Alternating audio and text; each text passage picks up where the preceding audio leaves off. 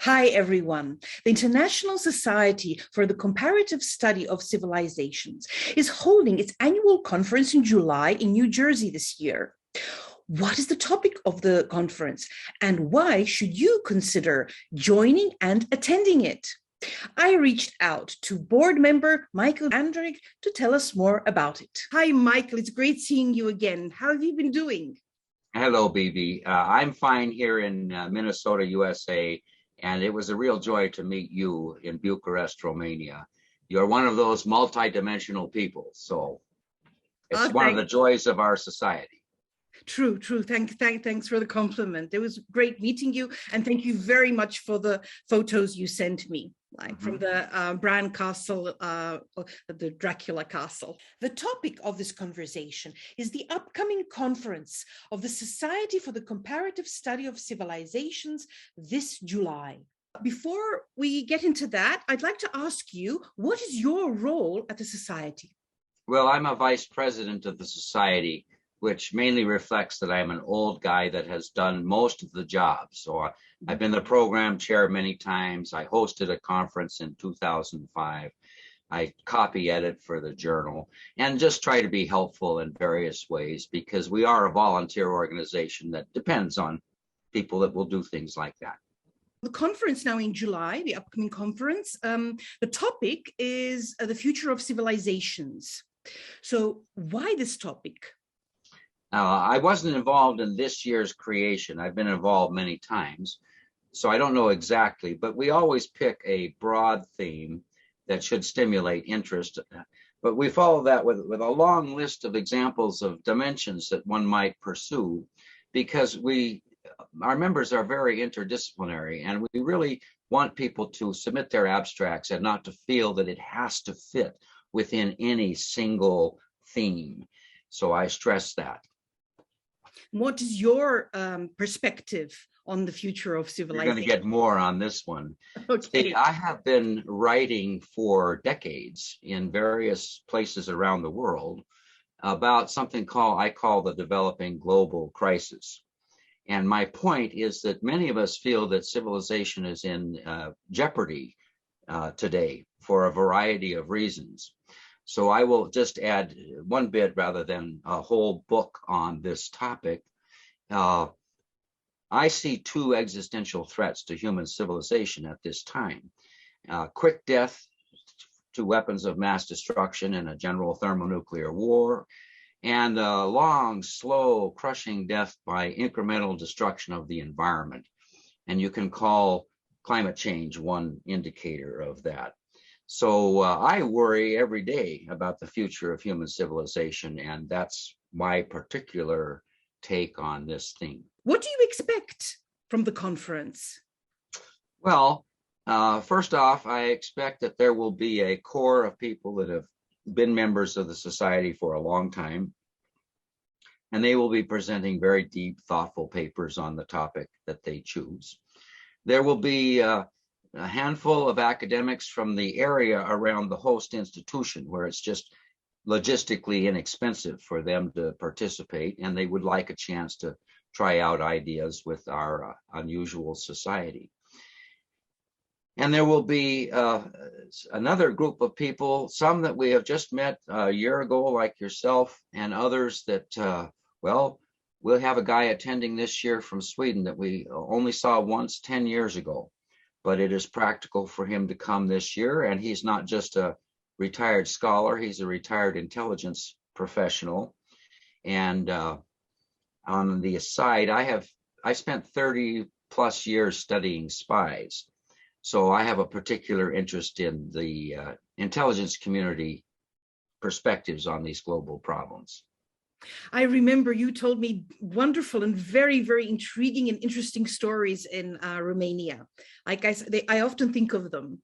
Well, I have a lot of them, but it would be time consuming for your current project. Oh, we'll set up another chat for that. If you wish. I'm sure our audiences will be very interested to hear. Well, be warned that once you get into spooky looky land, one story leads to another. And you can get lost in the blizzard of perspectives that intelligence professionals bring to global problems. Because I remember you told me when I said, I love James Bond. And you said, oh, it's far away. Like James Bond is far away from the real world. Of spies, yes. That is one of the few things that all spies agree about. James Bond is Hollywood. That's not the way they operate. Well, we all like maybe a bit of fantasy. That's of course, and lots of sex and things blowing up left and right, shooting people. No, real spies prefer to be unobserved. Okay.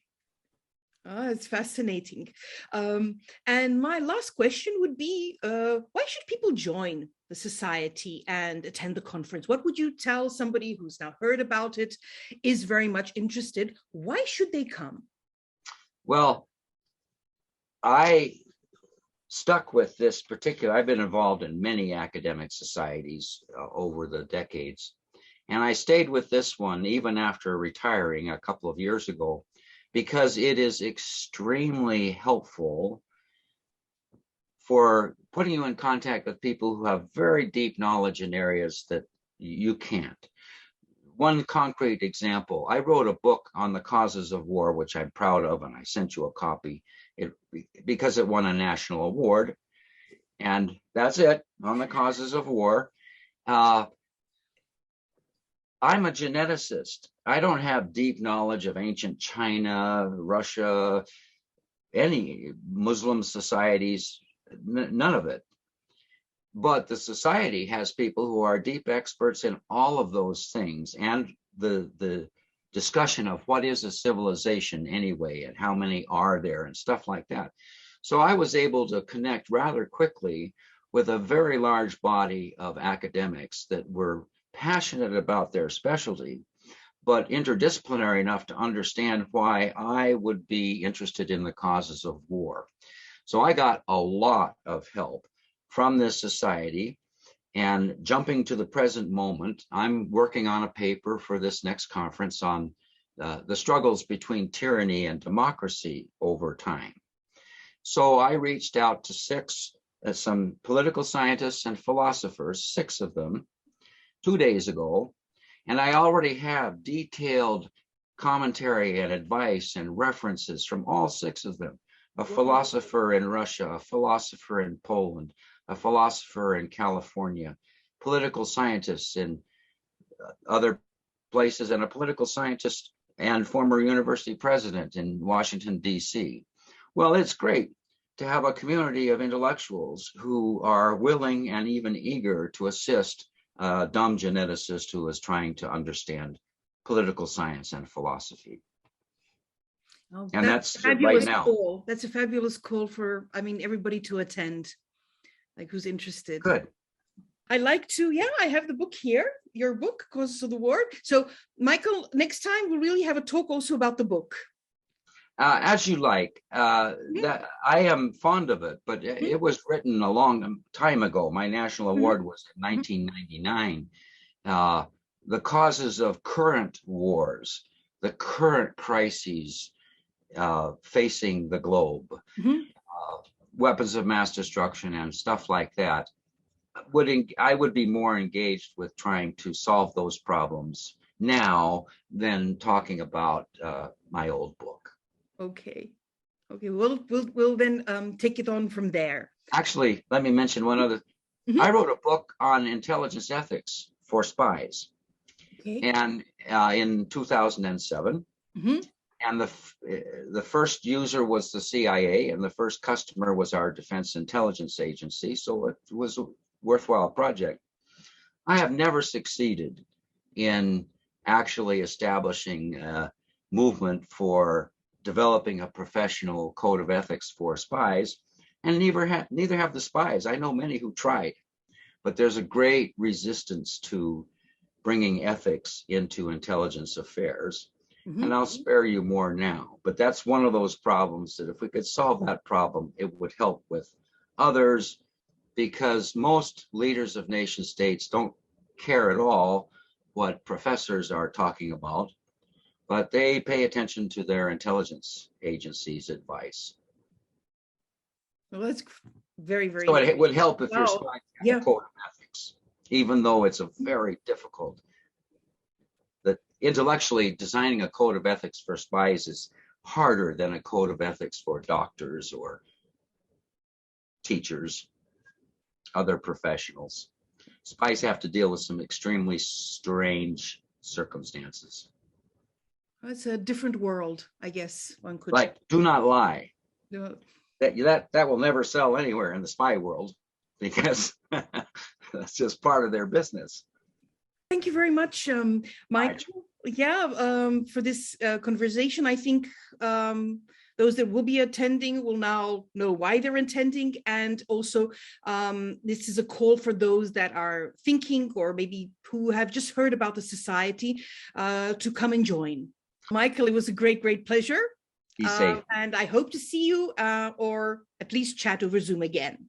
I understand. If I can't see you, I will cry, but I will not die. I promise. Don't, please. Okay, so bye-bye.